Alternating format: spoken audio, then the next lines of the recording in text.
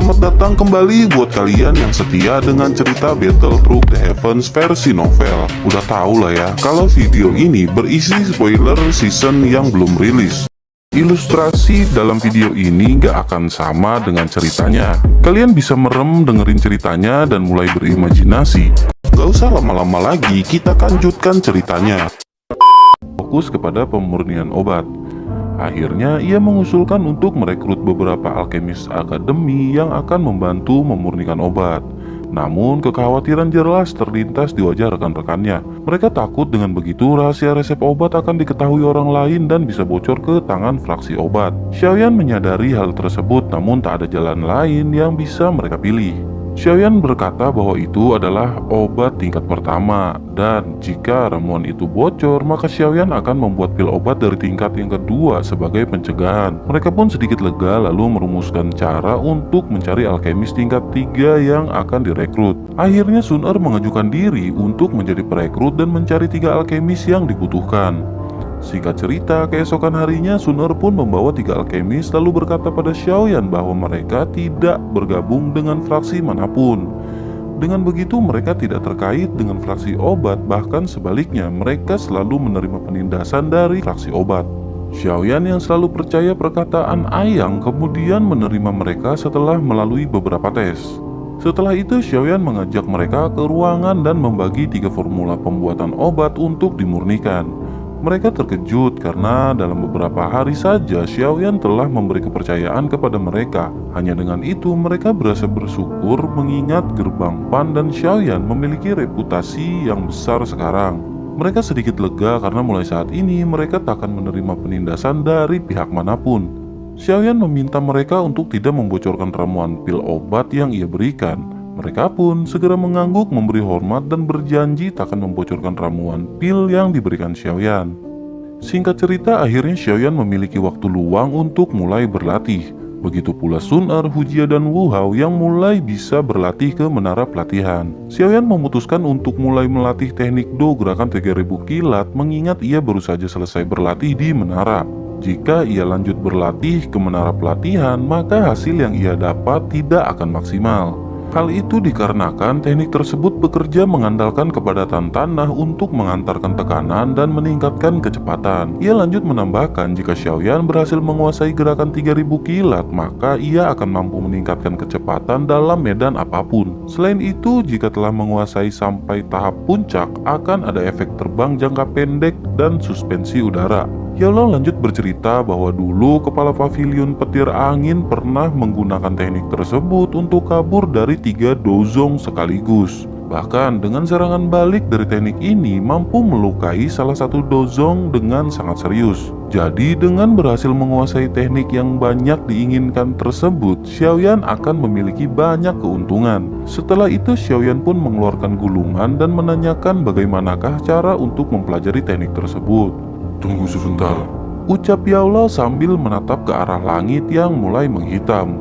Ia berkata untuk menunggu angin naik dan petir keluar kemudian serap kekuatan dari gulungan tersebut.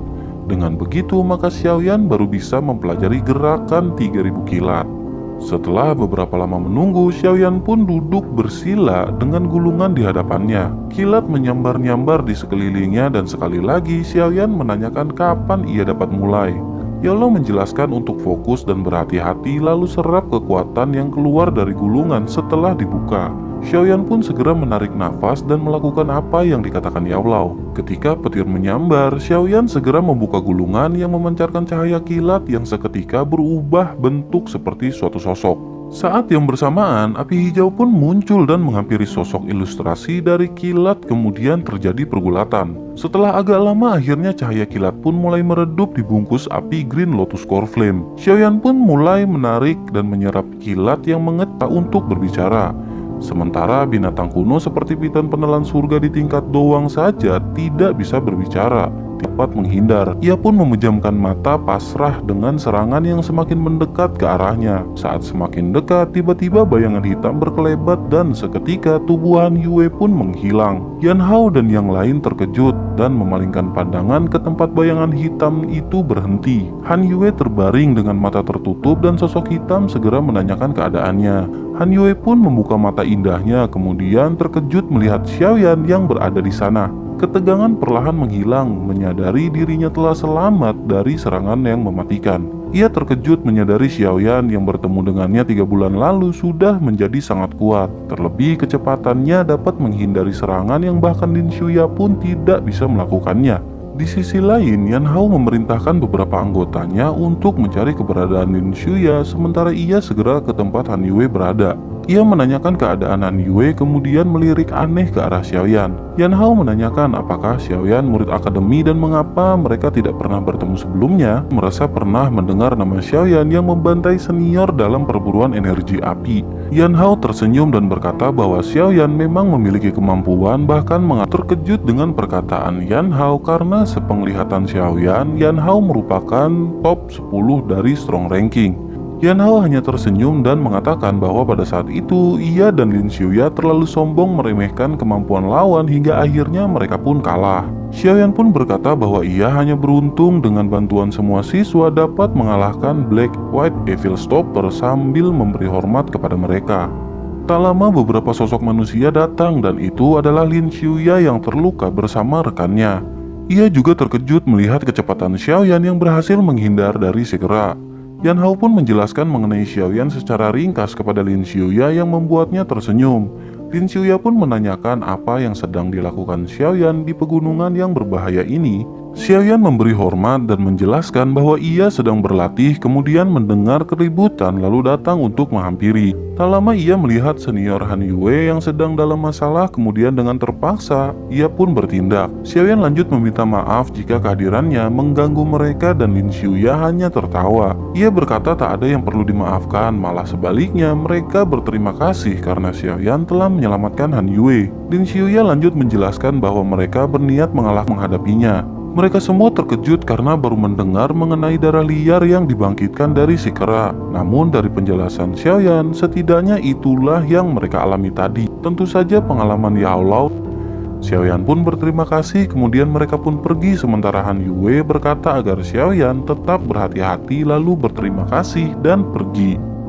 Setelah mereka menghilang, tapi mengangguk dengan kekaguman di wajahnya terhadap Yao Lao yang tidak serakah dan masih peduli dengan lingkungan. Setelah selesai, Xiaoyan pun menuangkan cairan ke botol giok khusus lalu menyimpannya dan Xiaoyan pun pergi. Singkat cerita, Xiaoyan sampai di mulut gua, kemudian menghampiri piton penelan surga yang sedikit terluka. Di sisi lain, si kera terlihat memiliki banyak luka akibat serangan mengikuti arah Xiaoyan terbang. Tak lama, mereka pun sampai di kedalaman hutan yang sunyi dan sekali lagi Xiaoyan cahaya merah zong yang kuat. Medusa pun perlahan berjalan ke arah Xiaoyan yang berusaha sekeras mungkin untuk lepas. Usahanya tak berhasil dan membuat Xiaoyan menjadi putus asa di bawah tegas Xiaoyan dapat terbebas. Yao Lao pun muncul dan tertawa kecil kemudian berkata bahwa Medusa memang layak disebut sang ratu dengan kemampuannya memadatkan ruang untuk membuat kurungan walaupun baru masuk ke tingkat dozong. Langkah Medusa pun terhenti sambil berkata selama ini ia merasakan adanya orang kuat yang tersembunyi di balik Xiaoyan. Rupanya itu adalah tubuh spiritual. Yao Lao hanya tersenyum dan berkata untuk tidak perlu mengeluarkan aura membunuh yang besar karena Yao Lao sesungguhnya tahu kondisi dari Medusa sekarang. Jadi jika mereka bertempur maka mereka akan sama-sama mengalami kerugian.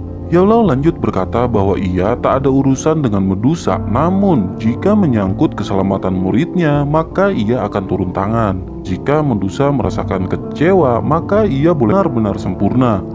Medusa segera menolak kesepakatan yang dibuat Yao Lao, kemudian Yao Lao mempersilahkan Medusa untuk segera pergi. Sebelum pergi, Medusa meminta rumus obat pencair roh kepada Xiaoyan. Yao Lao berkata bahwa hal itu takkan mungkin terjadi mengingat Xiaoyan mendapatkannya dengan susah payah ketika kompetisi alkemis dan tak ada hubungannya dengan Medusa. Seketika itu pun Medusa marah dan mengeluarkan tekanan luar biasa, namun Yao Lao masih terlihat sawo. Yao Lao hanya tersenyum lalu berkata jika Medusa berani melanggar perjanjian maka ia takkan segan mengubah Medusa menjadi sekumpulan debu. Yao Lao pun mengeluarkan bone chilling flame yang memenuhi tubuhnya. Medusa seketika kaget setelah terakhir kewalahan dengan Green Lotus Core Flame. Sekarang ia melihat api putih di hadapannya. Walaupun tidak memancarkan aura panas, namun api ini membuat Setelah itu di dalam gua, Xiaoyan pun menyiapkan bahan obat yang telah ia kumpulkan selama 3 hari. Banyak bahan obat yang akan dicampur dengan Core Quenching Body milik untuk memperkuat tubuh Xiaoyan. Setelah menyiapkan air bening pada cekungan yang terbentuk alami di sana, Yaolo segera memerintahkan Xiaoyan untuk mencampur semua bahan. Kemudian ia mulai menuangkan 10 tetes Core Quenching Body Milk ke dalam ramuan dengan sangat hati-hati. Tak lama cairan pun berubah menjadi warna-warni. Kemudian Yaolo memerintahkan Xiaoyan untuk segera berendam. Xiaoyan pun menurutinya, dan ketika mulai mengenai air, ia merasa dingin yang teramat sangat. Ia pun terus berendam dengan doki di tubuhnya dan masih merasakan dingin. Yaolo memerintahkan Xiaoyan untuk jangan menggunakan doki karena akan menghambat proses penyerapan. Xiaoyan pun terkejut, kemudian Yaolo berkata bahwa memang dingin yang dirasakan akan teramat sangat sakit. Namun jika Xiaoyan mampu bertahan, maka energi yang didapat akan sangatlah besar. Xiaoyan pun segera melepas doki dan benar saja, dingin yang menusuk tulang membuat ia teringat sakitnya ketika menelan Green Lotus Core Flame. Xiaoyan pun berusaha tetap fokus seperti ketika ia